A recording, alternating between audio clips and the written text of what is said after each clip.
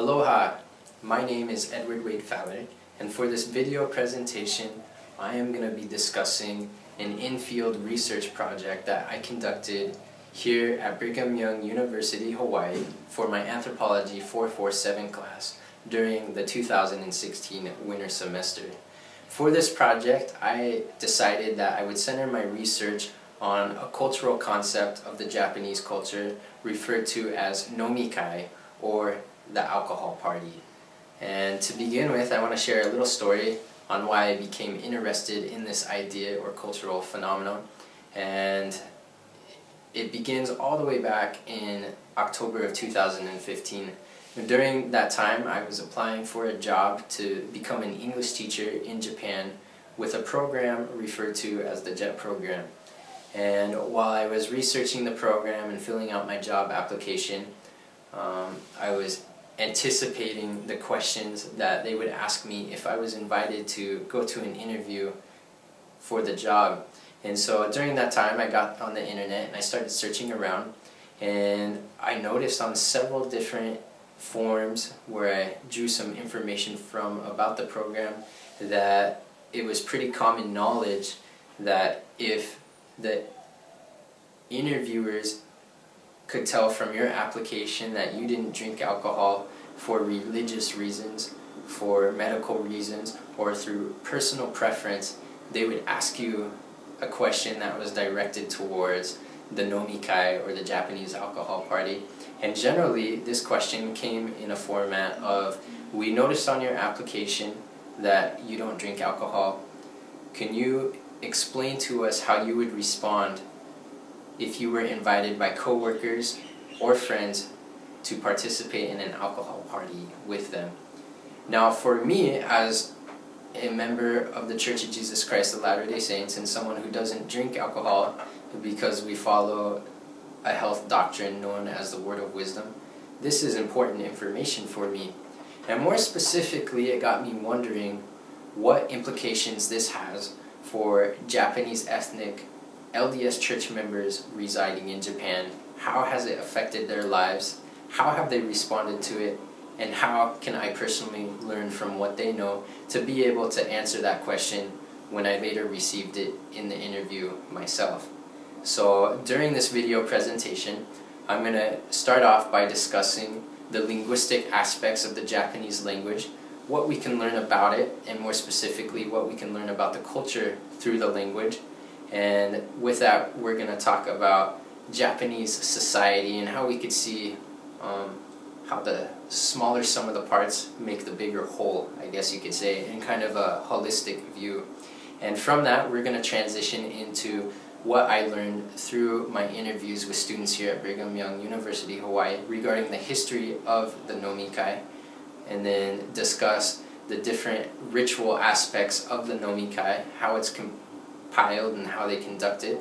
And then following that, we'll go into a cross-cultural analysis of Japanese LDS church members' views of doctrine, how it applies to them and the nomikai, and compare it to some of the more stereotypical views that came up from LDS church members who come from the Western Hemisphere and more predominantly the United States. And then following this, for a conclusion, I will go into the applications of how this can help myself in the future and also others who I come in contact and share this research with, or who see my video by chance, and how it can help them understand the Japanese culture, the nomikai, and how they can utilize these things to better themselves in the future if they find themselves in Japan for business or for friendship reasons sitting at a nomikai. So I hope you enjoy the video.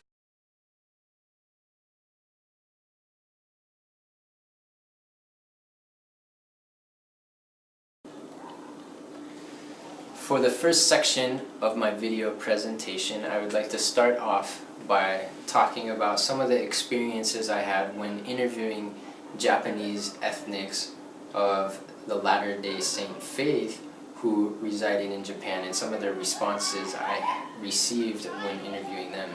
So when I would sit down to interview these individuals as my primary sources, I would start off by asking them simple questions.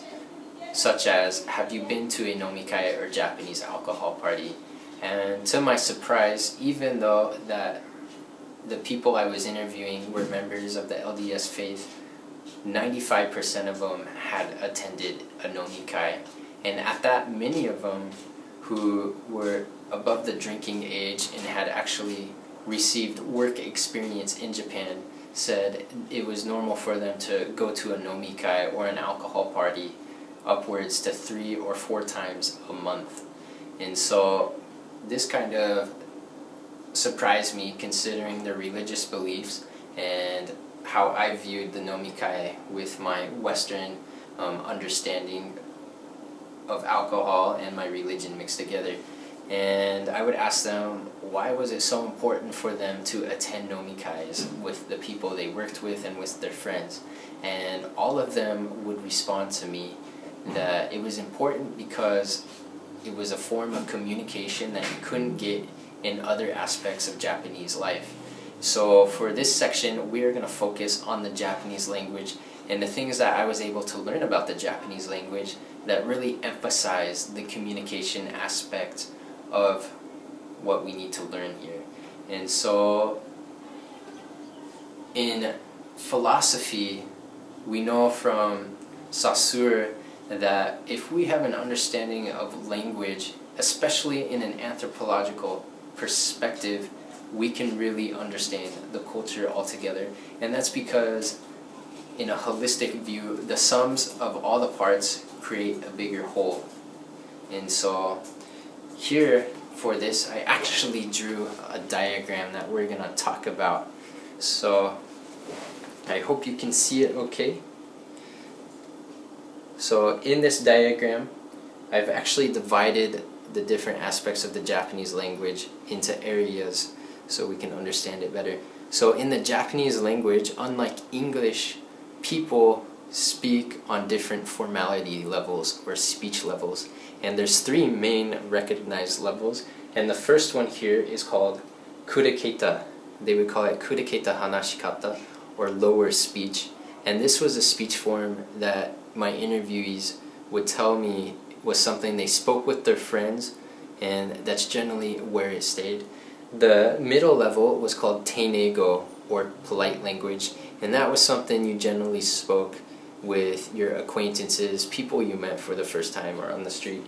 And then underneath that, you have keigo, which is formal language, and I guess takes a lot of effort for foreigners to master and be able to speak well. And so within keigo, you have 2 more levels referred to as humble speech and then honorific speech. And so it gets quite complex when you're dealing with Japanese on this level. And supposedly, if you can speak Japanese really well, you're able to switch between these different speech levels depending on your relationship with the people that you're talking to. And so if we come down here, I wrote in big letters, know your place. In Japanese society, you need to know your place, where you stand, where your relationship is with the other person you're dealing with. And so we have examples here in this little diagram. This represents us. And we notice if we look across our friends, they're on the same level. Just above that, we have our acquaintances. And above him, we have our boss. Our boss is very important. And if you look here, number 1 refers to how we speak to our friends. So this question is the same English sentence translated into the different speech levels. The first one, the sentence means, where does that person live? Says, aitsu doko sundeiru. And so that's very short, very informal, and very direct. But as you go up in speech levels, from what I learned, you begin to talk around. The things you say get less direct and much more complex. And so aitsu refers as to that person, doko, where, sundeiru, living. But if we go up a level, as if we were talking to an acquaintance or someone we're not on friendly terms, or I should say friendship terms with, the sentence becomes, ano hito wa doko ni sundeimasu ka? So instead of saying aitsu for that person, we say ano hito, and then doko ni sundeimasu ka? And so this is the verb to live, sundeiru. but in this speech level it becomes sundeimasu ka. And then if we jump above that, we run into an even more complex sentence, and it says, あの方はどちらに住んでいらっしゃいますか? And so, very long, you can see how the sentence grows in length. And so, when you're speaking at these higher levels, always speak around, never say anything too direct, and you oftentimes end sentences with indirect ways of ending, such as, I think, when you're making recommendations, but you never go straight for it. Now, this is very important to understand in relation to the nomikai, as I learned from students, because the nomikai is one of Japanese culture's most important forms of communication. Because unlike Western culture, when you're in the work culture in Japan, you don't spend your whole day sitting there talking about your home affairs, your problems going on, your successes. Although they do come up from what I learned, it's nowhere in the same degree that Americans talk about these things. And when you think about it, and from what I could see from the people I interviewed, they're hard workers, and when they're at work, they're there to focus on work. It's not very common that you see them pulling out cell phones and texting people and doing some of the things we see here in the United States. And so remember that if you understand the language, the Japanese language very well, you understand your position in society, your relationship with the people you're dealing with.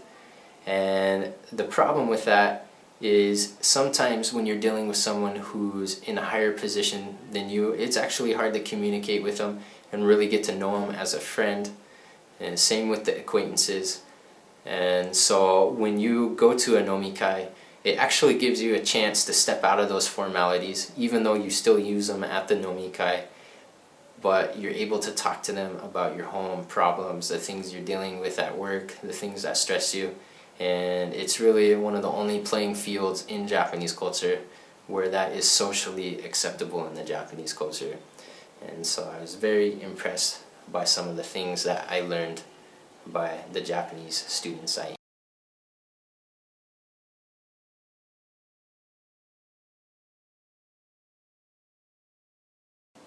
Alright, for this next section of my video presentation, I'm going to talk a little bit about what I learned regarding the history through my primary sources in the interviews.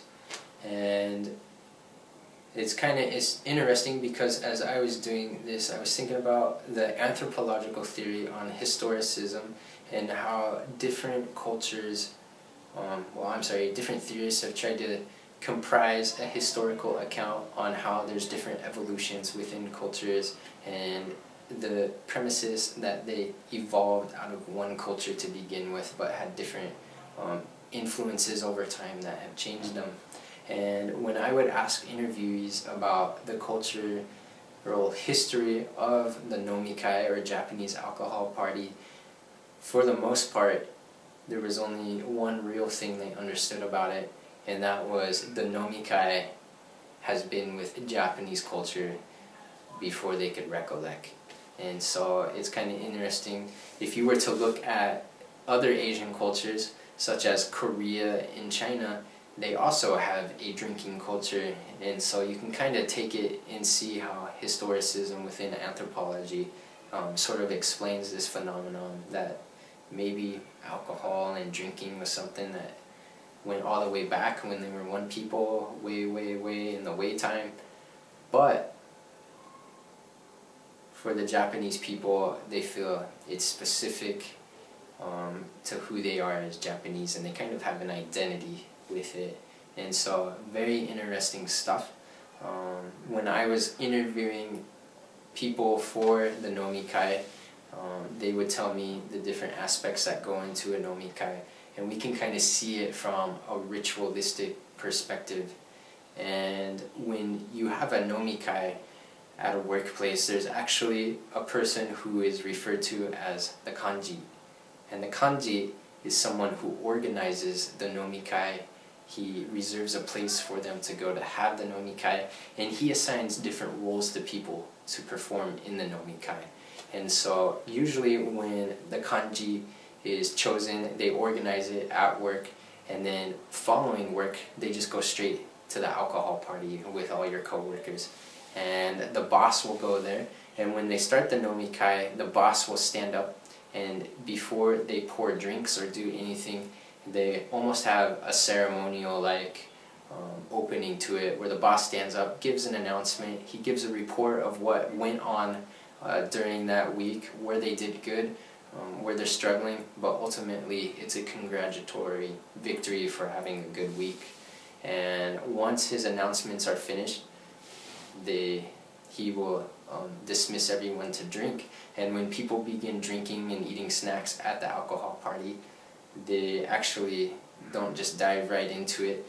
There is the custom that within the nomikai you need to understand your place in society. It takes us back to the language aspect again, and with that, you never pour your own glass, you always pour for the other person, and the boss never pours his own glass, and so the boss gets filled first, and he drinks first, and he's the one who raises and goes kanpai, and then they all go into it, and the drinking begins.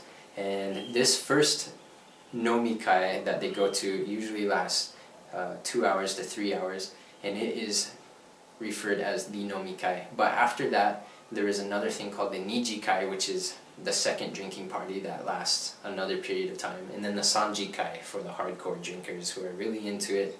And depending how friendly you are, you can go through as many jikais as you want. However, the nomikai is obligatory. You're expected to be there, and you have a duty to your co-workers and your friends. So very interesting. At the end of the main nomikai, when the boss is done drinking, he will actually kind of summon everybody and tell them that he's ready to conclude the nomikai. And when they conclude the nomikai, as I learned from students here, is they can do it through what's called an ippon jime or a sanbon jime. And this refers to claps. And so the boss will say, I would like to end this nomikai, and he actually takes his hands, and if he does an ippon jime, which is one clap, he says, yo, and he claps. And everybody does it with him on the yo, and they do it, and that embarks the end of the nomikai. And then people can break off into their different groups and go into the nijikai, sanjikai, etc. And in Japanese culture, there is a responsibility for them to take care of their drunk co-workers at this point and make sure that they get home safely. And so one of the things I found fascinating when we learn about this social order at the nomikai and how it can open up for people to communicate in ways that they can't communicate in the business, there was a term that was shared with me called bureko. And bureko kind of has a hard translation, but in essence it stands for no more rules. I guess the social order is kind of broken.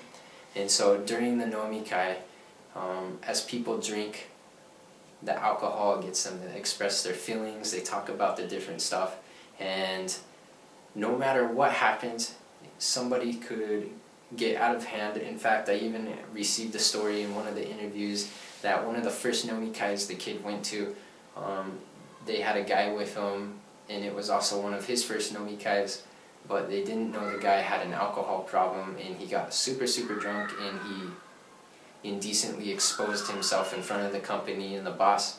But because in Japanese culture that was just the alcohol doing the talking, and you can express yourself openly without the standards of society around you, that was okay. And so the next day they went to work, everybody forgot about it. And so very interesting stuff. I quite enjoyed hearing the stories that people had, and that is going to take us into our next.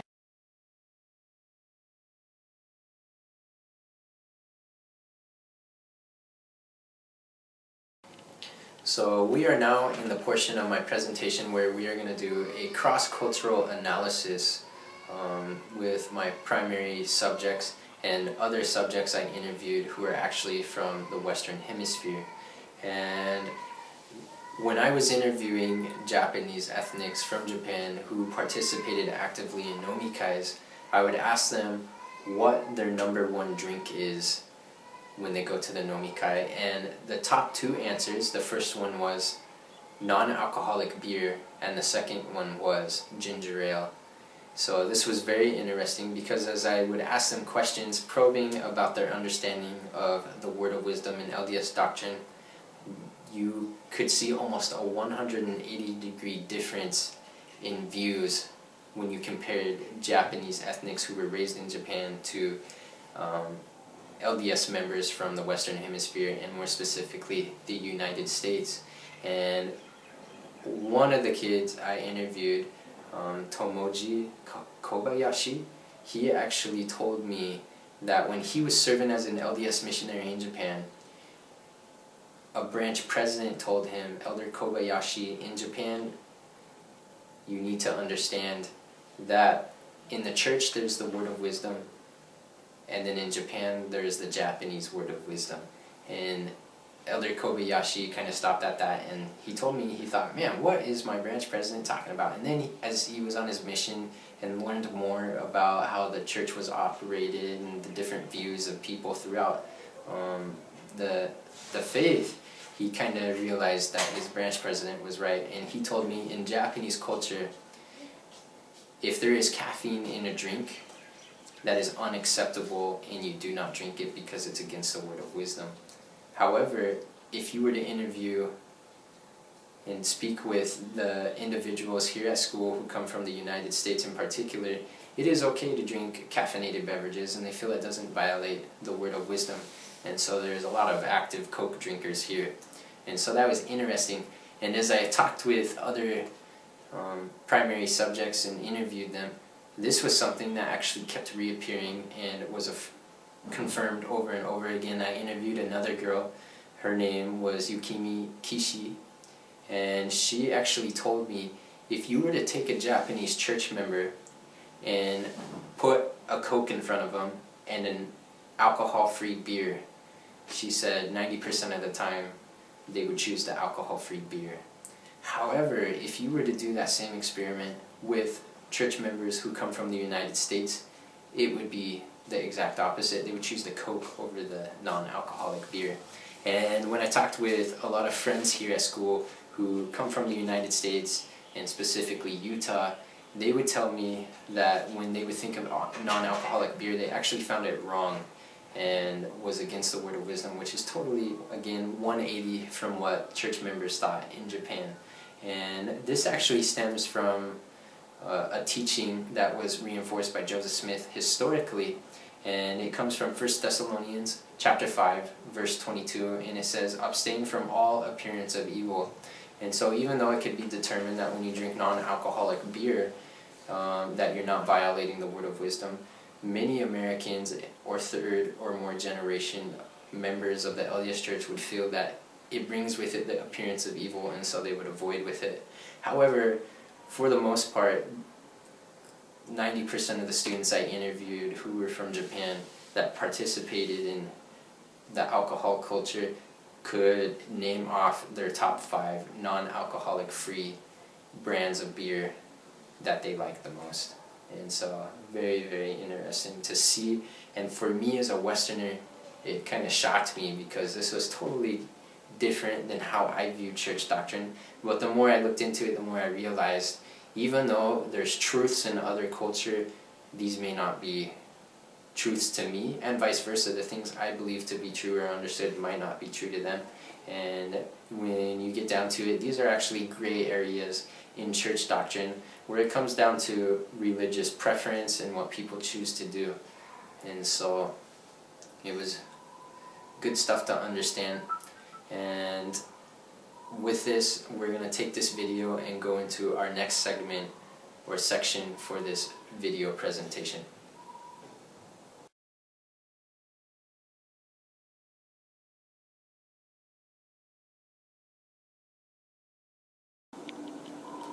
For the final segment of this video presentation, I want to discuss some of the things I did in my project at the end once I finished my research and analyzation of the things that I learned, and take it to where I was able to apply it in a way to help other people and make a change.